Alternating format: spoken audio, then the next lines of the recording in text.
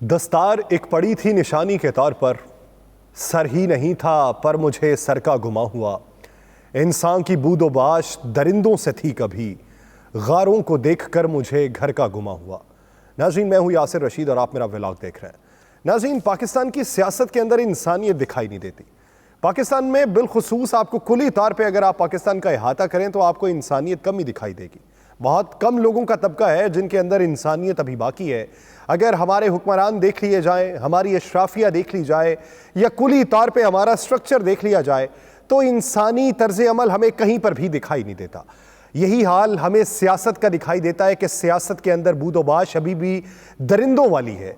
हर जगह पर जमहूरी अमल को परवान चढ़ाते हुए गैर जमहूरी अमल किए जाते हैं। आईनी तौर पर नारा लगाते हुए गैर आईनी इकदामात उठाने से गुरेज नहीं किया जाता। हमारे यहाँ बेहतरी के जो इम्कानात रोशन किए जाते हैं वही हमें तनज़्ज़ुली की तरफ ले जाते हैं। मौजूदा सूरत हाल के तनाजुर में अगर आप देखें कि पंजाब के अंदर वफाक जो अपनी हुकूमत बचाना चाहता है उसने एक ही वक्त में 3 तहरीक अदम एतमाद की दरखास्तें जमा करवा दी।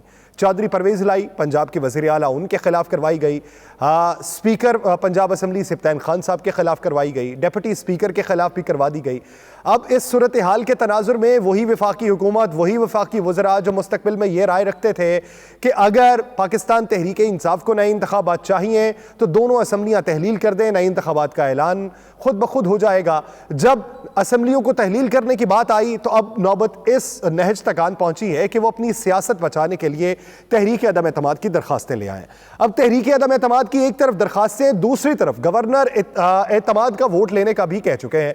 अब इस पर कानूनी माहिरीन मुख्तलिफ आरा रखते हैं। कुछ कानूनी माहिरीन की राय यह है कि जब इजलास चल रहा हो तो उस चलते हुए इजलास के अंदर कोई भी नई तहरीक जमा नहीं करवाई जा सकती। और सिप्तान खान साहब का ये मौक़िफ़ है कि इजलास को मुलतवी किया गया है, इजलास को मुअख्खर नहीं किया गया। इस वजह से इस इजलास में कोई भी नई तहरीक को जमा नहीं करवाया जा सकता। बुनियादी तौर के ऊपर चौधरी शुजात हुसैन साहब से जो मुलाकातें हुई हैं उस मुलाकातों में ये बात बावर करवाने की कोशिश की गई है कि पाकिस्तान मुस्लिम लीग काफ तहरीक अदम एतमाद के बाद पाकिस्तान पीपल्स पार्टी, पाकिस्तान मुस्लिम लीग नून का साथ देगी। इस तरह नया वज़ीर आला बन जाएगा। चौधरी शुजात हुसैन साहब ये कहते हैं कि वज़ीर आला के लिए मेरा जो वज़न है वो पाकिस्तान पीपल्स पार्टी के पलड़े में है। सवाल ये पैदा होता है कि क्या काफ लीग जो है उसके तमाम अराकीन पंजाब असम्बली पीडीएम का साथ देंगे? ये एक बुनियादी सवाल है। क्या वो चौधरी शुजात हुसैन साहब की बात मानेंगे? ये दूसरा सवाल है। क्या वही लोग जो माजी करीब के अंदर चौधरी शुजात साहब का हुक्मनामा नहीं मान रहे थे, क्या अब वो चौधरी शुजात साहब के साथ चले जाएंगे? ये तीसरा सवाल है। चौथा सवाल ये कि क्या चौधरी परवेज़ इलाही साहब सिर्फ एक बयान जो इमरान खान साहब के बारे में या पाकिस्तान तहरीक इंसाफ के बारे में उन्होंने दिया कि जनरल रिटायर्ड बाजवा के बारे में इन्होंने जो बातें की, अब अगर ये बातें करेंगे तो मैं भी उसका जवाब दूंगा, क्या इस नताइज के ऊपर पाकिस्तान मुस्लिम लीग काफ में वो वापसी शमूलियत इख्तियार कर लेंगे? वो धड़ा जो चौधरी शुजात हुसैन साहब का है, वो धड़ा जो उनकी बातें मानता है? ये बुनियादी कुछ सवालात हैं। अब बातें आगे बढ़ाते हैं। ठीक, मान लिया जाए तहरीक अदम एतमाद आ गई, तहरीक अदम एतमाद के बाद होगा क्या? यह भी मान लिया जाए कि चौधरी परवेज़ इलाही साहब के खिलाफ तहरीक अदम एतमाद कामयाब हो गई। उस कामयाबी के बाद क्या पाकिस्तान पीपल्स पार्टी, पाकिस्तान मुस्लिम लीग नून पंजाब के अंदर अपना वज़ीर आला नामजद कर पाएगी? अगर पाकिस्तान मुस्लिम लीग काफ साथ नहीं देती, चौधरी परवेज़ इलाही साहब न्यूट्रल हो जाते हैं, वो पाकिस्तान तहरीक इंसाफ का भी साथ नहीं देते, वो इनका भी साथ नहीं देते, मान लिया जाए अभी तक तो मुनिस इलाही साहब की जो पै दर पे मुलाकातें हैं उससे नताइज तो यही निकलते हैं कि पाकिस्तान मुस्लिम लीग काफ पाकिस्तान तहरीक इंसाफ के साथ ही रहेगी। लेकिन एक लम्हे को मान लिया जाए कि अगर ये न्यूट्रल भी हो जाते हैं, ये फैसला कर लेते हैं कि हम पीटीआई का साथ भी नहीं देंगे, तो क्या नया वज़ीर आला बन सकता है? किसी सूरत नहीं बन सकता। तहरीक अदम एतमाद कामयाब हो जाए, नए वज़ीर आला के लिए आप नाम सामने लेके आएंगे, पाकिस्तान तहरीक इंसाफ लेके आए, PMLQ से वोट ना दे तो कैसे वज़ीर आला मुंतखब हो सकता है? दूसरी तरफ सारी अपोजिशन मिलकर ले आए, पाकिस्तान मुस्लिम लीग काफ वोट ना दे तो कैसे वज़ीर आला उनका मुंतखब हो सकता है? कि नंबर गेम उनका पूरा नहीं है। नंबर गेम पूरा करने के लिए पाकिस्तान मुस्लिम लीग काफ को साथ में लाना पड़ेगा। ठीक है, आपने किसी और जमात के बंदे तोड़ लिए, आपने पाकिस्तान तहरीक इंसाफ के बंदे तोड़ लिए, तो माजी करीब में जब आपने बंदे तोड़े थे तो उनका हशर क्या हुआ? अदालत उज़्मा का फैसला उसके ऊपर पड़ा हुआ है, अदालत आलिया का फैसला उसके ऊपर पड़ा हुआ है कि जो भी अपनी पार्टी के अगेंस्ट वोट देगा उसका वोट भी शुमार नहीं किया जाएगा और उसके साथ साथ वो रुकने पंजाब असेंबली की नशिस्त भी हाथ से गवा बैठेगा। तो फिर आने वाले दिनों के अंदर होगा क्या? ये सारा मंजरनामा ये है कि केस जाएगा अदालत में, इसे लिंगर ऑन करने की कोशिश की जाएगी, 1 से 1.5 महीने तक इसे ऐसे ही खींचा जाएगा। दूसरी तरफ पाकिस्तान तहरीक इंसाफ के सीनियर नायब सदर फवाद हुसैन चौधरी साहब ने यह बात की है कि हम तहरीक अदम एतमाद का सामना करेंगे, फिर उसके बाद असेंबलियां तहलील करने के ऊपर जाएंगे। तो इसका मतलब यह हुआ कि पाकिस्तान मुस्लिम लीग काफ यानी चौधरी परवेज इलाही साहब या मोनस इलाही साहब ने पाकिस्तान तहरीक इंसाफ को इस बात की यकीन दहानी करवा दी है कि हम आपके साथ ही हैं। तहरीक अदम एतमाद के मामले के ऊपर पाकिस्तान मुस्लिम लीग काफ भी पीटीआई के साथ ही खड़ी होगी।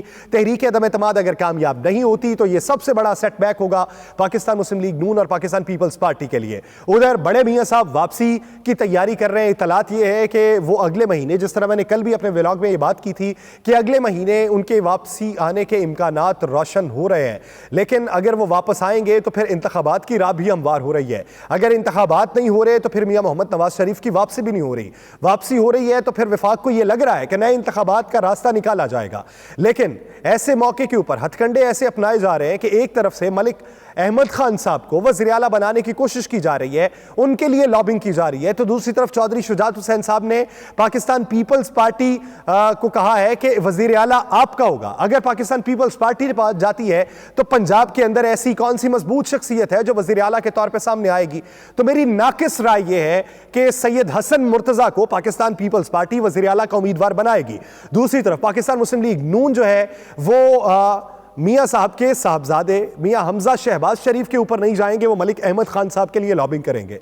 दोनों सूरतों के अंदर अगर पाकिस्तान मुस्लिम लीग काफ का वो धड़ा जो अभी असेंबली के अंदर मौजूद है वो पीडीएम में शामिल जमातों का, या पीडीएम निकाल भी दे पाकिस्तान पीपल्स पार्टी का या जरदारी साहब का या नून लीग का साथ नहीं देते, तो इनका वज़ीर आला आता दिखाई नहीं दे रहा। यानी ये एक ऐसा खला पैदा करना चाहते हैं जिस खला के बाद ये यहां पे कोई ना कोई ऐसी सुकम निकालना चाहते हैं आईनी तौर के ऊपर कि कहीं ना कहीं से रास्ता हमवार होता दिखाई दे। दूसरी तरफ एक हथकंडा ऐसा भी अपनाया जा रहा है जिससे पाकिस्तान तहरीक इंसाफ की साख को मजरू किया जाना है। पीटीआई चेयरमैन इमरान खान साहब की ऑडियो लीक्स आने का सिलसिला जारी है। आज ही के दिन 3 ऑडियो लीक्स आई हैं। मैं उन ऑडियो लीक्स के ऊपर बात नहीं करता, उसके माखज़ के ऊपर बात नहीं करता, और उसका जो अंदर मटीरियल है मैं उसके ऊपर बात नहीं करता। मेरी बात यह है कि आज से 10-12 साल पहले की अगर ऑडियो लीक्स इस वक्त सामने आ रही हैं तो सवाल ये पैदा होता है कि इतने साल पहले की अगर आपके पास ऑडियो रिकॉर्डिंग मौजूद है तो फिर आपके पास 10 साल की भी ऑडियो रिकॉर्डिंग मौजूद होंगी। हम ये बात तो करते हैं, कैरेक्टर असैसिनेशन तो करते हैं, जुगतबाजी तो करते हैं, ठट्ठेबाजी भी करते हैं और इल्जामात भी लगाते हैं। आपके तमाम इल्जामात बजा, इल्जामात लगने चाहिए। अगर इस तरह की किसी का किरदार है तो आपको किरदार कुशी भी करनी चाहिए और उसके किरदार के हवाले से उसका एहतसाब भी करना चाहिए। लेकिन सवाल यह भी तो पैदा होता है, क्या आज तक किसी ने इस मामले पर बात की कि ये ऑडियो टैप कौन करता है, फोन रिकॉर्ड किसके पास मौजूद है, किसकी ऑडियो मौजूद है? ये ऑडियोज तो मंजर आम पे आती हैं जिनका घटिया तरीन मवाद हो। तो इसका मतलब यह हुआ कि तमाम कन्वर्सेशन जो आईनी तौर पे, जमहूरी तौर पे या सीक्रेट एक्ट के तौर पे आपके पास महफूज रखना लाजिम है, वो किसी और के पास भी मौजूद है। क्या हमने इस बात का कभी खोज लगाने की कोशिश की है कि ये जो शख्स, जो एक कम्युनिटी इसको रिकॉर्ड करती है, क्या उसके पास इसका इख्तियार मौजूद है कि किसी भी पब्लिक सेक्टर या पब्लिक ऑफिस होल्डर का कोई भी नुमाइंदा उसकी तमाम तर कन्वर्सेशन मोबाइल में आप रिकॉर्ड करके अपने पास बैठे हों, 1, 2, 5, 7, 10 या 12 साल बाद आप किसी भी वक्त उसे ब्लैकमेल करने के लिए वो ऑडियो मंजर आम पे लेके आ जाए? इसका मतलब यह हुआ कि अगर उसका किरदार ठीक नहीं है तो आपका किरदार भी ठीक नहीं है। हमें एहतसाब करना है तो कुली तौर पे करना है, पैमाना रखना है तो सबके लिए बराबर रखना है। यह नहीं हो सकता कि एक बंदे के ऊपर उंगलियां उठाते रहें और दूसरे को क्लीन चिट दे दी जाए, या दूसरा बहुत गंदा है और इस शख्स को क्लीन चिट दे दी जाए। हमारी मजमूई तौर पे सियासत परागंदा हो चुकी है और इसका इजहार गाहे बगाहे होता रहता है। हमें अपने सिस्टम को साफ करने की जरूरत है। हमारे यहां ये बातें तो होती हैं कि सियासत में ये पहली बार हो रहा है, ऑडियो लीक्स पहली बार हो रही हैं, माजी में इस तरह की खबरें चलती होती थी, अब वीडियोस भी कुछ मंजर आम पे आना शुरू हो गई हैं। ये सियासत में पहली बार हो रहा है। सियासत में यह भी पहली बार हो रहा है कि पंजाब के अंदर एक ही वक्त में 3 तहरीके अदम एतमादे हैं और दूसरी तरफ से एतमाद का वोट लेने की भी बात की जा रही है। यह भी पहली बार हो रहा है कि चलता इजलास जो 6 माह से उसके अंदर तहरीक को जमा करवा दिया गया। यह भी पहली बार हो रहा है कि चलते इजलास के दौरान गवर्नर ने एतमाद का वोट लेने का हुक्म सादर फरमा दिया हो। हमारे यहां पहली बार सियासत में बहुत चीजें हो रही हैं, लेकिन क्या हमने ये सोचा है मुआशी तौर पे हमने कोई ऐसी हलचल बर्पा कर दी हो जो हम कह सकें कि यह पाकिस्तान में पहली बार हुआ है, जो हम कह सकें कि यह जिद्दत पाकिस्तान में पहली बार आई है, जो हम कह सकें कि पाकिस्तान का मुआशी पहिया जो है यह इस तेजी से पहले कभी नहीं घूमा, यह हम कह सकें कि पाकिस्तान में इस तरह गंदम की फरावानी नहीं हो सकी, इस तरह अद्वियात नहीं यहां पे बन सकी, इस तरह यहां पे मैन्युफैक्चरिंग नहीं हो सकी, इस तरह डॉलर का रेट नहीं कभी कमा सका, इस तरह हमारा रुपया नहीं मुस्तकम हो सका, इस तरह हमारे ज़र मुबादला नहीं बढ़ सके, इस तरह हमारे रिजर्व नहीं बढ़ सके, इस तरह हमारे रेमिटेंसेस नहीं बढ़ सकी, या इस तरह हमारी एक्सपोर्ट नहीं बढ़ सकी। हम हर 2 साल बाद एक ही बात करते हैं, हमारे ज़र मुबादला कम हो रहे हैं। हम हर 2 साल बाद एक ही बात करते हैं, रेमिटेंसेस में कमी वाक़ई हो रही है, इंपोर्ट में इजाफा हो रहा है, एक्सपोर्ट कम हो रही है, हमें IMF नहीं पैसे दे रहा, हमें वर्ल्ड बैंक नहीं पैसे दे रहा, हमें चाइना नहीं हाथ पकड़ा रहा, हम सऊदी अरब के पास जाके मिन्नत समाजत कर रहे हैं। गंदम का बहरान पाकिस्तान में होने वाला है, डॉलर पाकिस्तान से बाहर स्मगलिंग हो रही है और हमारे तूरखम बॉर्डर के ऊपर, चमन बॉर्डर के ऊपर बहुत ज्यादा स्मगलिंग होती जा रही है। हमारी दालों के रेट बढ़ते जा रहे हैं, हमारी सब्जियों के रेट बढ़ते जा रहे हैं, प्राइस कंट्रोल कमेटीज फाल नहीं हो रही। हम हर 2 साल बाद ये रोना तो सुनते हैं, लेकिन हर 2 साल बाद सियासत के अंदर जिद्दत आ रही है। जी, सियासत में यह पहली बार हो रहा है। खुदा के लिए पहली बार कुछ ऐसा कर लीजिए कि हम यह कह सके कि मुल्क की बका के लिए, मुल्क की मईशत के लिए, मुल्क की इस्तेहकाम के लिए, गरीब को खते गुर्बत से उठाने के लिए, मुतवस्सत तबके को इस्तेहकाम पहुंचाने के लिए ये सारे पॉलिटिकल स्टेक होल्डर्स, तमाम इदारे एक मेज पे बैठे हैं और इन्होंने तहैया किया है कि अपनी दिल की कुदरतों को मार देंगे, अपनी गंदी सियासत को पीछे छोड़ देंगे, अपनी आंखों को साफ कर लेंगे, अपने अमाल को ठीक कर लेंगे, अपने जुब्बे के ऊपर लगे दाग मिटा लेंगे और पाकिस्तान की बेहतरी के लिए हम फैसला करेंगे। क्या वो दिन हमें नसीब होगा? क्या हमारी नस्लों को नसीब होगा? क्या नस्ल दर नस्ल हम आपकी नस्ल दर नस्ल हुक्मरानी करते रहेंगे? हम क्या करेंगे? किसके पास जाएंगे? 7.5 लाख आपके जो नौजवान हैं वो बाहर चले गए। 62% अभी भी नौजवान बैठा ये सोचता है कि मुझे बाहर जाना है। बाहर की दुनिया पाकिस्तानियों को किस नजर से देखती है, कभी बाहर वालों का हाल पूछिए। हमें वहां पे जाके अपने आप को साफ करने की जरूरत पड़ती है, अपनी वजाहतें देने की जरूरत पड़ती है कि मैं बेहतरीन एक मुल्क का बाशिंदा हूं। क्या बाहर बैठा पाकिस्तानी फख्र से सीना चौड़ा करके वहां पे यह बात कर सकता है कि मैं उस मुल्क का बासी हूं कि जिस मुल्क में गंदम की फरावानी है, जिस मुल्क के अंदर गरीब और अमीर के लिए इंसाफ बराबर है, जिस मुल्क के अंदर बगैर सिफारिश के काम होता है, जिस मुल्क के अंदर रिश्वत सतानी आम नहीं है। मेरी मत मारी गई थी कि मैं बाहर आके बैठ गया। मेरा मुल्क तो एक जन्नत नजीर मुल्क है और मुझे वहीं पे जाके रहना चाहिए था, लेकिन मैं अपनी नस्लों को यही पैगाम दूंगा कि वहीं पे बैठे रहें। हमारे यहां तो वहां पे यह कहा जाता है, तेरा जुगाड़ लगा रहा हूं, तू बाहर आ जा। तेरा जुगाड़ लगा रहा हूं, तेरी फैमिली बाहर आ जाए, तू अपने बच्चे बाहर पढ़वा ले। पाकिस्तान में उन्हें ना पढ़ने दे। हम अपना तालीम का निजाम नहीं बेहतर कर सके तो हमने दीगर निजाम क्या बेहतर करने हैं? सेहत के निजाम के ऊपर हम सियासत करते हैं, एक दूसरे को मारते हैं और फिर उसी का खून नचोड़ते हैं। हम यहां पे लाशों पे सियासत करते हैं, हम कब्रों पे सियासत करते हैं, हम सड़कों पे सियासत करते हैं। यहां पे सियासत क्या होती है? इसने मुझे कितने पैसे दिए, मैं इसको वोट दूंगा। इसने मुझे कितने पैसे दिए, मैं इसको टिकट दूंगा। इसने मुझे कितने पैसे दिए, मैं इसको सेनेटर बनाऊंगा। मुझे इससे कितने मफादात हैं, मैं इसको उस मसनद पे बिठाऊंगा। हमारे यहां यही मफाद परस्ती जारी है।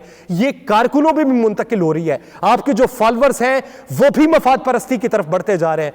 कुली तौर के ऊपर पाकिस्तान को बेहतरी की तरफ गामजन कीजिए ताकि कल को एक मौका ऐसा आ सके कि जब आपके ऊपर हर्फ उठे तो आपका कारकुन शर्मिंदा ना हो, उसे यह तगोदो ना करनी पड़े कि मैं अपने हुक्मरान को, अपने लीडर को किस तरीके से साफ और शफाफ साबित करूं।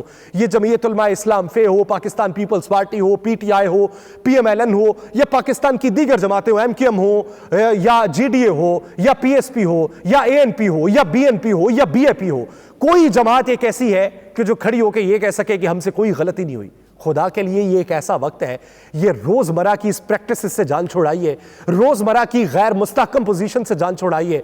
हम गैर फाल होने के दहाने पे हैं और आपको अपनी सियासत की पड़ी है। सियासत को छोड़िए, बेहतरी के इम्कानात निकालिए। मुझे दीजिए इजाजत, अल्लाह निगहबान।